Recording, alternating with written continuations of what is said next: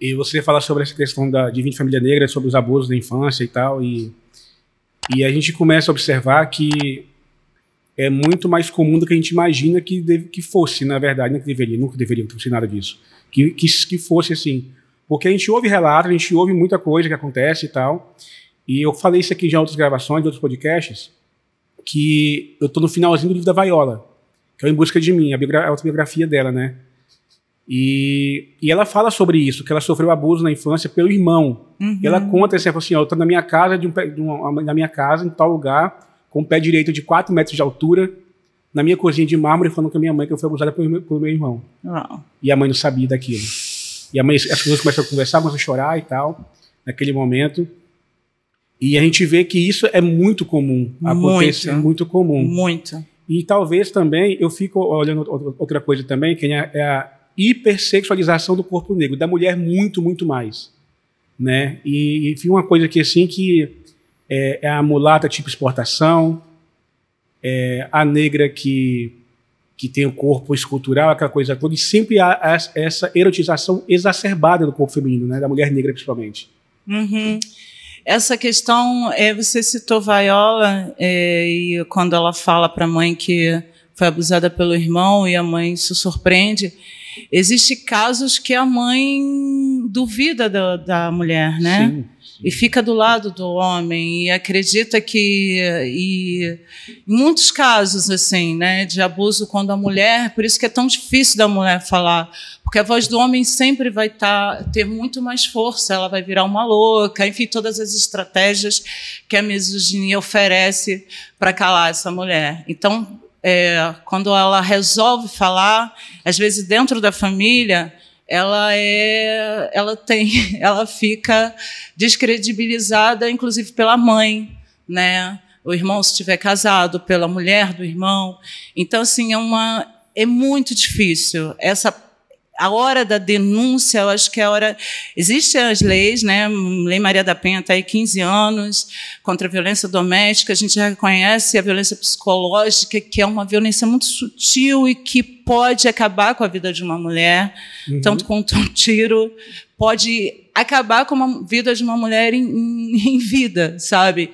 Então, é necessário estar atento a isso. Tem as leis existem, elas estão aí, mas existe um processo muito difícil que é ir até uma delegacia ou simplesmente falar para a família, porque, na maioria das vezes, a mãe, o pai, elas desconfiam da mulher. Né? Existe uma imagem criada em relação, trazida pela Europa, pela colonização, em relação ao corpo da mulher, quando se fala em hipersexualização e as violências que assolam as mulheres negras, né, devido à nossa vulnerabilidade. A cada 3 casos de violência, de abuso, de feminicídio, 2 dessas vítimas são mulheres negras, né? São quase 70% dos casos de feminicídio no Brasil. Agora, recentemente, a deputada Érica Hilton acabou de colocar esses dados nas suas redes sociais. A gente está sempre denunciando esses dados. E somos a base da pirâmide social e, por isso, mais vulnerável. E essa violência é muito forte e ela, às vezes, se mantém em contra-abrigo por causa do silêncio.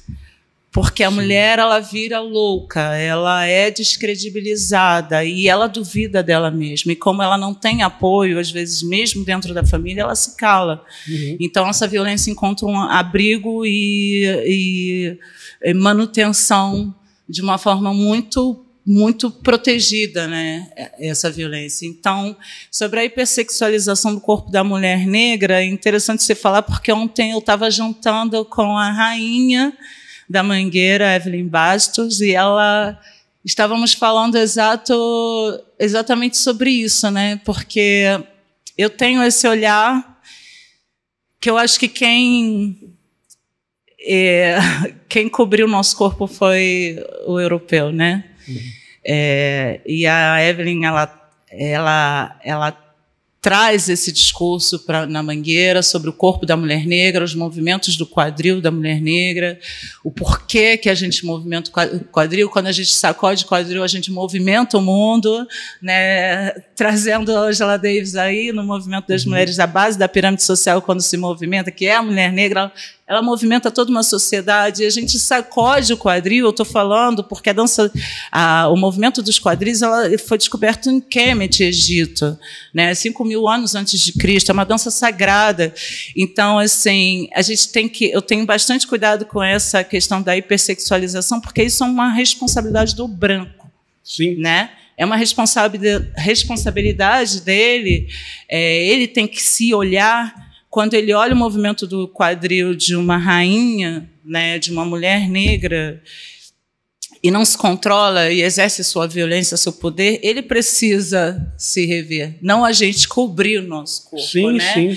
Então, porque nós chegamos aqui e aqui a gente descobriu que tinha que andar toda tampada, né, embaixo de um calor de 40 graus, nesse país tropical, porque estávamos na presença de homens que perderam sua humanidade, né? Que são os homens brancos que colonizaram esse continente. Então, devido à falta de humanidade dessas pessoas, a gente tem que repensar os nossos corpos, que são livres e que têm uma harmonia, uma conexão muito grande com a música e consegue acompanhar a música, que é uma arte sagrada. Então, esse movimento, esse corpo só pode ser sagrado, né? Então, eu acho interessante o trabalho que a Rainha da Mangueira faz de apontar onde está o erro, nos olhos de quem hipersexualiza ou no meu corpo, que é sagrado, criado pelas divindades, criado por uma energia maior que todo mundo, alguns chamam de Deus, orixás, enfim. Então, acho que o homem branco, mais uma vez, e a mulher branca também, precisam se rever. E quando você fala que é diferente as violências, né, da hipersexualização da mulher, do homem, ela se dá diferente quando eu falo da sofisticação do racismo, mas quando você vai ver, os números em relação à violência desses corpos são iguais, seja no estupro, no abuso psicológico, ou matando, eliminando corpos negros, de homens negros na sociedade, que a gente consegue até perceber um fetiche, né? O Brasil tem um comportamento muito esquisito, eu acho, não é normal. É um amor no carnaval, é um desejo, eu canto para Exu, mas eu atiro pedra na Mãe de Santo, eu mato a Mãe Bernadette. Ao mesmo tempo, eu canto para Exu e jogo flores no mar. Existe uma violência que a gente não precisa estudar, mas o branco precisa se rever, né? Então, por isso que a gente não entende, às vezes, como é que se dá aqui e aqui esses números estranhos e macabros, né? Sim, sim. Que a gente tem que ver e entender e lidar todos os dias. 70% dos homens, ou quase 80% dos homens negros morrem vítima de arma de fogo, de violência dos 14 a 29 anos. Lidar com isso todo dia, sair e você ser um homem negro e lidar com esses dados. Ser uma mulher negra e lidar com esses dados. E lidar com o seu corpo. E lidar e entender que ele é humano, que quem está olhando ele tenta eliminá-lo é que precisa encontrar um lugar e não pode viver em sociedade, né? Gostou do vídeo? Então curta, compartilhe, comente, inscreva-se no canal do Voz Afro. Tem uma galera que está aqui, que nos acompanha, que não é inscrito no canal ainda. Então clica aqui em inscrever-se, clica também no sininho, ativa as notificações para você ser lembrado sempre que tiver conteúdo novo aqui. E não se esqueça também de nos seguir nas redes sociais. Vem com a gente!